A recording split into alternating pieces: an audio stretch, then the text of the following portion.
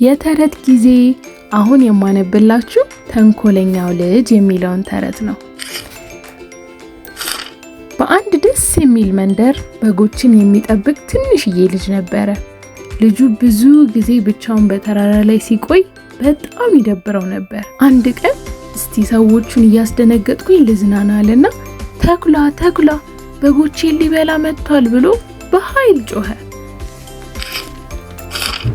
የመንደሩ ሰዎች ሰምተው ያላቸውን ነገር ሁሉ ይዘው በፍጥነት ሊረዱት መጡ።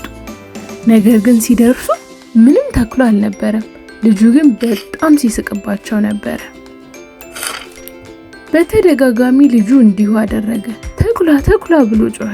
የመንደሩ ሰዎች ደጋግሞ እንደሸወዳቸው ሲረዱ ተናደዱ። እንደገና እንደማይታለሉም ተናግረው ሄዱ። አንድ ቀን ግን እውነተኛ ተኩላ መጣበት። በጎቹንም ሊበላ ተዘጋጀ። ልጁ በፍርሃት ተኩላ ተኩላ እውነቴን ነው እባካችሁ እርዱኝ ብሎ ጮኸ። ነገር ግን ሰዎቹ ደግሞ ሊሸውደን ነው ብለው አልመጡለትም። ተኩላውን ብዙ በጎችን እያባረረ በላበት።